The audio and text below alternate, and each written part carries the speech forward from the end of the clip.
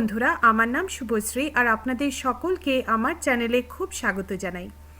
অনেক সময় হয়তো ভাবছেন ডালের সঙ্গে চটপট কি বানিয়ে নেওয়া যায় যেটা খুব টেস্টি হবে খেতে। সেই দিনের জন্যই আমার আজকের এই রেসিপি আলুর খোসা ভাজা। আমি একদম বিনা মশলায় বানাচ্ছি চটপট ক্রিস্পি টেস্টি আলুর খোসা ভাজা। তাই আলুর খোসা ফেলে না দিয়ে বানিয়ে নিন আলুর খোসা ভাজা আমার এই রেসিপিটা ফলো করে। আমার চ্যানেল যদি ভালো লাগে সাবস্ক্রাইব, শেয়ার আর লাইক করতে কিন্তু ভুলবেন না। তো চলুন দেখে নিই কেমন করে বানাচ্ছি আলুর খোসা ভাজা। আলুর খোসা ভাজা বানানোর জন্য একটা ফ্রাইং প্যানে আমি দিয়ে দিচ্ছি 2 টেবিল চামচ সর্ষের তেল।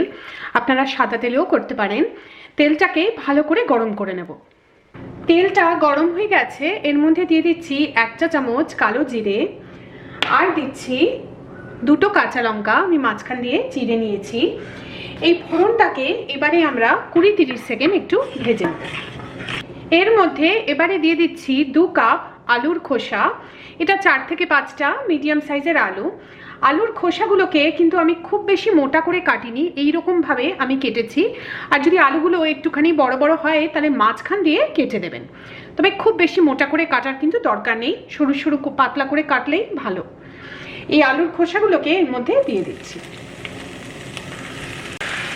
আলুর খোসাগুলোকে এবারে 3-4 মিনিট ভেজে নেব। এর মধ্যে এবারে দিয়ে দিচ্ছি নুন স্বাদ মতো, তার সাথে দেব 2 চা চামচ গোটা পোস্ত। আমি এই ভাজাটাতে কিন্তু আর কোনো শুকনো মশলার ব্যবহার করব না, জাস্ট বিনা মশলাতেই দারুণ টেস্টি খেতে হয় এই আলু খোসা ভাজা। এবারে আমরা সব কিছু ভালো করে মিশিয়ে এই আলুর খোসাটাকে ভাজতে থাকবো যতক্ষণ না এটা পুরোপুরি সেদ্ধ হয়ে যায়। আঁচটাকে মিডিয়াম থেকে মিডিয়াম লো রাখবেন আর মাঝে মাঝেই কিন্তু নাড়াতে থাকবেন। আমাদের আলু খোসা ভাজা একদম তৈরি।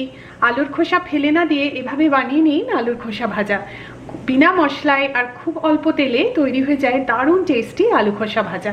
রেসিপিটা কেমন লাগলো জানাবেন। আমার চ্যানেল দেখার জন্য আপনাদের অনেক অনেক ধন্যবাদ।